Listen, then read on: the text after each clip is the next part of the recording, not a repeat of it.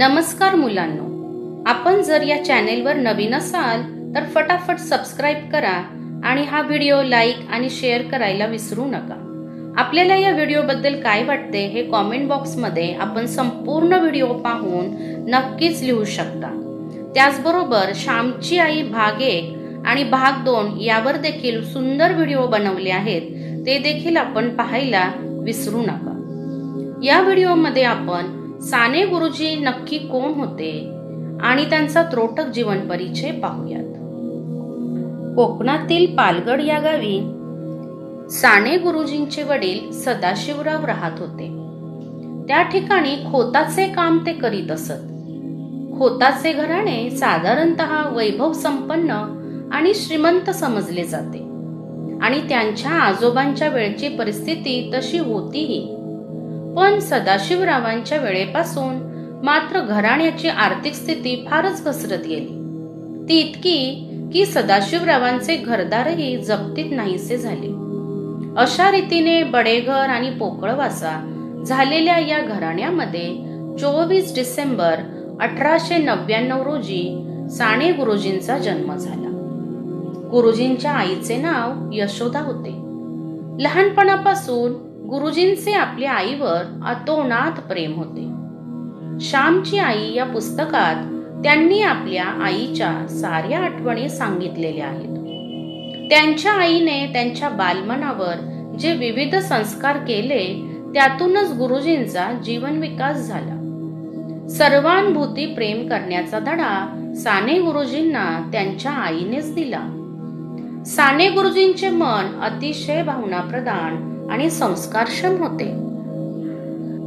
म्हणूनच आईने पेरलेल्या सद्भावनांची वाढ त्यांच्या ठिकाणी लवकर झाली. गुरुजींचे प्राथमिक शिक्षण पालगडला झाले. प्राथमिक शिक्षण झाल्यानंतर पुढील शिक्षणाचा प्रश्न उद्भवला.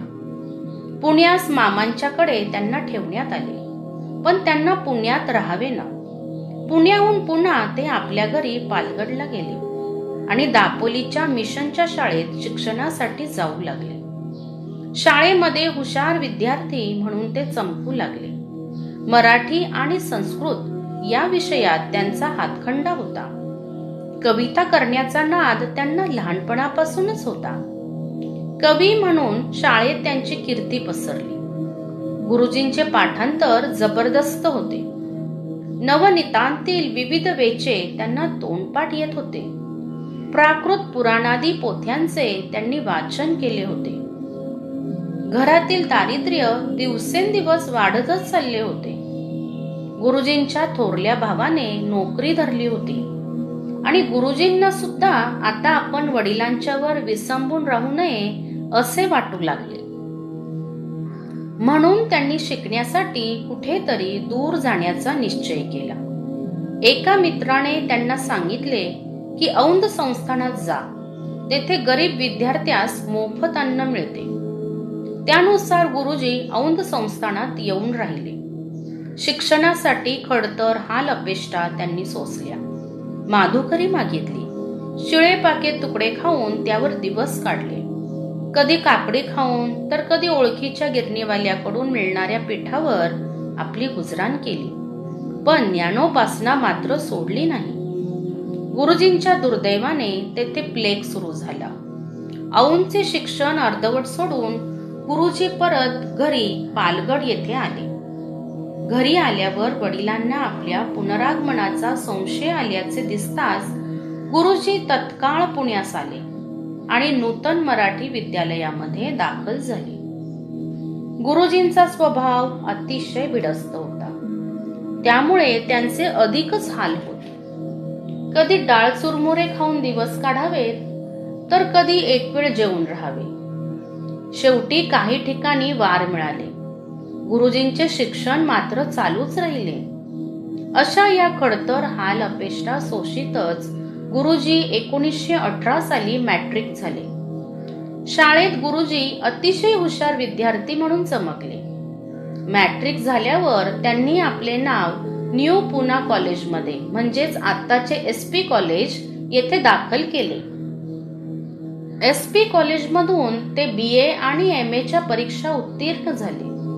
MA झाल्यानंतर पुढे काय करावे या विचारात असतानाच अंमळनेरच्या तत्वज्ञान मंदिरासाठी फेलो हवेत अशी जाहिरात त्यांनी वाचली. गुरुजींनी लगेच अर्ज केला. त्यांना प्रवेश पण मिळाला. पण लवकरच त्यांनी तत्वज्ञान मंदिराला रामराम ठोकला आणि गुरुजी अंमळनेर येथील शाळेतच शिक्षक झाले. थोड्याच दिवसात ते तेथील वसतिगृहाचे मुख्य झाले. तेथील विद्यार्थ्यांच्या जीवनाशी ते समरस झाले. विद्यार्थ्यांना स्वावलंबन आणि सेवावृत्ती आपल्या कृतीद्वारा त्यांनी शिकवली. विद्यार्थ्यांच्या सर्वांगीण उन्नतीसाठी आपले सारे श्रम आणि सारी बुद्धी त्यांनी वेचली. गुरुजी या अभिधानाला ते सार्थ ठरले. 1928च्या नोव्हेंबर महिन्यात त्यांनी विद्यार्थी या नावाचे मासिक सुरू केले. 1930 साली हिंदुस्थानामध्ये राजकीय आंदोलन सुरू झाले. गुरुजी शालेय जीवनातून मुक्त झाले. भारताच्या राजकीय जीवनात समरस होण्यासाठी त्यांनी सत्याग्रहामध्ये भाग घेतला. येथे गुरुजींच्या जीवनातील प्रथमार्थ संपून उत्तरार्थ सुरू झाला. महात्माजींच्या राजकीय आंदोलनाचा परिणाम गुरुजींच्यावर 1921 पासून होत होता. 1921 साली त्यांनी खादी वापरण्यास सुरुवात केली. 1930 साली सत्याग्रह सुरू होताच त्यांनी शाळा सोडली आणि खानदेशामध्ये प्रचारास सुरुवात केली. त्यांना अटक झाली. तुरुंगात विनोबा भावे त्यांना भेटले. तेथे चक्की पिसण्याचे काम त्यांनी आनंदाने घेतले. तुरुंगात विनोबाजींची गीतेवर प्रवचने होत असेत. गुरुजी ती प्रवचने अत्यंत लक्षपूर्वक ऐकत. विनोबाजींच्यावर गुरुजींची अतिशय श्रद्धा बसली. 23 मार्च 1931 ते पुन्हा तुरुंगात जाण्यासाठी सुटले. 1932 पासून 1934 पर्यंत ते तुरुंगात होते. 1934 ते 1936 सालापर्यंत 2 वर्ष ते पुण्यात होते. 1936 साली काँग्रेसने खेड्यात अधिवेशन भरविण्याचे ठरवले. फिरोजपूरची निवड केली. गुरुजींनी हे अधिवेशन यशस्वी व्हावे म्हणून जीवापाड मेहनत केली. त्यांच्या हस्ते स्वातंत्र्य ज्योत तेथे आणण्यात आली. याच अधिवेशनामध्ये काँग्रेसने असेंब्लीच्या निवडणुका लढविण्याचे ठरवले. सारा देश काँग्रेसच्या पाठीमागे आहे हे सिद्ध करण्यासाठी काँग्रेस कार्यकर्ते झटू लागले. खानदेशाच्या खेड्यापाड्यांमधून काँग्रेसचा संदेश पोहोचविण्याचे काम गुरुजींनी केले. 1938 साली त्यांनी काँग्रेस या नावाचे एक साप्ताहिक सुरू केले. महायुद्ध 1939 साली सुरू झाले. त्यानंतर देशातील घडामोडी प्रचंड वेगाने घडून येऊ लागल्या. काँग्रेस मंत्रिमंडळाने राजीनामे दिले. ब्रिटिश सरकारने 93 कलमी कारभार सुरू केला. देशात असंतोषाचे वारे वाहू लागले. या सुमारास गुरुजींनी काँग्रेसचे 1 लाख सभासद महाराष्ट्रात व्हावेत म्हणून उपोषण केले. 1938 साली पिके बुडाल्यामुळे सारा माफीसाठी शेतकऱ्यांची परिषद त्यांनी भरवली. काँग्रेस युवक परिषद 1940 साली चांदवड येथे भरली. गुरुजींना अटक झाली. त्यांना धुळ्यास ठेवले होते. 1942 चा लढा सुरू होईपर्यंत ते तुरुंगातच होते. 10 ऑगस्ट 1942 ला त्यांना सोडण्यात आले. चळवळ जोराने फोफावत होती. गुरुजी भूमिगत होऊन चळवळी नेटाने चालविण्याचा प्रयत्न करीत होते. 1943 मध्ये त्यांना अटक झाली आणि येरवड्यास त्यांना ठेवले. इतर सर्व पुढाऱ्यांबरोबर त्यांची 1945 ला मुक्तता झाली. काँग्रेस, मुस्लिम लीग आदी पक्षांबरोबर ब्रिटिश सरकारने वाटाघाटी सुरू केल्या. 1946 साली देशामध्ये सर्वत्र निवडणुका होऊन काँग्रेस आणि मुस्लिम लीग हे 2च पक्ष प्रबळ ठरले. स्वातंत्र्याचे नगारे देशात सर्वत्र वाजू लागले होते. स्वातंत्र्याचा उषःकाल आला तरी देशातील भेदाभेद दूर झाले नव्हते. याबद्दल गुरुजींना फार वाईट वाटे. पंढरपूरचे देऊळ हरिजनांना अद्याप खुले नव्हते. साने गुरुजींनी 6 महिने आपल्या ओजस्वी वाणीने हे मंदिर हरिजनांसाठी उघडण्यासाठी महाराष्ट्रभर प्रचार केला. 6 महिन्यांच्या गुरुजींच्या प्रसारात दिसून आलेल्या जनमताची पर्वा न करता बडव्यांनी हरिजनांना मंदिर बंदच ठेवले, म्हणून गुरुजींनी आमरण उपोषण सुरू केले. पुढे दादासाहेब मावळकरांच्या मध्यस्थीने मंदिरांचे दरवाजे हरिजनांसाठी खुले झाले आणि पांडुरंगांचे दर्शन सर्वांना घेता येऊ लागले. भारतात अनेक वाटाघाटी होऊन अखेर फाळणी होऊन स्वातंत्र्य सूर्य उगवला. आपल्याला स्वातंत्र्य मिळाले, पण देशात दंगे आणि कतली यांना ऊत आला. तशातच 30 जानेवारी 1948 ला महात्माजींच्यावर सायंकाळी एका माथे फिरूने गोळ्या झाडल्या. गुरुजींचा ध्येय सूर्य महात्माजींच्या बरोबर अस्तंगत झाला. महात्माजींचा खून एका महाराष्ट्रीयाने केला. या पापक्षालनार्थ गुरुजींनी 21 दिवसांचे उपोषण केले. महात्माजींच्या निर्णयानंतर देशातील परिस्थिती फारच चमत्कारिक झाली. देशातील प्रबल पक्ष जो काँग्रेस, त्यातून समाजवादी गट बाहेर पडला. गुरुजींची राजकीय मते समाजवादी असल्यामुळे या पक्षाशी त्यांचा जवळचा संबंध आला. 1948 साली 15 ऑगस्टला त्यांनी साधना या नावाचे साप्ताहिक सुरू केले. त्यातून ते आपले समाजवादी विचार मांडित असत. आता आपण गुरुजींचे वाङ्मय पाहूयात. गुरुजींनी विपुल वाङ्मय लिहून ठेवले. कादंबऱ्या, लेख, निबंध, काव्य, चरित्रे, नाट्यसंवाद इत्यादी साहित्याच्या विविध क्षेत्रांमध्ये त्यांची लेखणी अविरत चालली होती. त्यांच्या वाङ्मयातून कळकळ, स्नेह, प्रेम इत्यादी गोष्टींचा वर्षाव झालेला आहे. त्यांच्या भाषेला एक प्रकारची धार होती, ओज होते.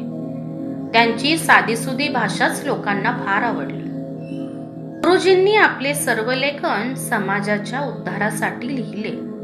त्यांच्या मनात राजकीय, सामाजिक आणि शैक्षणिक विषयांसंबंधी जे विचारांचे, भावनांचे कल्लोळ ठरले, ते सर्व त्यांनी आपल्या लेखणीच्या द्वारे प्रकट केले. कलकत्ता कला आणि जीवनाकरिता कला अशी ध्येय डोळ्यांपुढे ठेवून त्यांनी आपले वाङ्मय नटविले नाही, तर स्वतःचे समाजाविषयीचे विचार आणि स्वतःला आलेले अनुभव त्यांनी आपल्या लेखणीतून प्रकट केले. कितीतरी घरगुती साधे प्रसंग त्यांच्या हृदयरीतीने वर्णन केलेले आहेत. गुरुजींचे वाङ्मय सर्वांसाठी, आबालवृद्धांसाठी आहे. बालकांना त्यांनी गोड गोष्टी सांगितल्या. कुमारांच्यासाठी ध्येय दर्शविणारे मार्गदर्शक साहित्य, चरित्रे आदी लिहिली. प्रौढांसाठी लेख, निबंध लिहिले. माता भगिनींसाठी श्रीजीवन आणि पत्री अर्पण केली. या विपुल वाङ्मयातील तेजस्वी रत्ने म्हणजेच श्यामची आई आणि श्याम ही पुस्तके होती. आता आपण आंतरभारतीबद्दल पाहूयात. गुरुजींचे आणखी एक मोठे कार्य म्हणजे आंतरभारतीची स्थापना करण्याचा प्रयत्न हे होते. प्रांताप्रांतातील हेवादावाही अद्याप नष्ट झालेला नव्हता. प्रांतीयता ही भारताच्या एकत्वाला बाधक ठरणार असे दिसू लागले होते. म्हणून त्यांनी प्रांताप्रांतातील द्वेष नाहीसा होऊन सर्वत्र बंधू प्रेमाचे वारे वाहावेत यासाठी निरनिराळ्या प्रांतांमधील लोकांनी परस्परांच्या भाषा शिकाव्यात, चालीरीती समजून घ्याव्यात यासाठी आंतरभारतीचा प्रयोग करून पाहण्याचे ठरवले. यासाठी त्यांनी पैसा जमवून निरनिराळ्या प्रांतीय भाषा शिकू इच्छिणाऱ्या विद्यार्थ्यांसाठी रवींद्रनाथ टागोरांच्या शांतिनिकेतन प्रमाणे काही सोय करावी ही मनीषा त्यांनी महाराष्ट्र साहित्य संमेलनामध्ये याच ठरावावर बोलताना व्यक्त केली होती. त्यासाठी त्यांनी काही पैसाही गोळा केला होता. पण हे कार्य अपुरे असतानाच दिनांक 11 जून 1950 ला त्यांचे देहावसन झाले. आणि साने गुरुजी हे अतिशय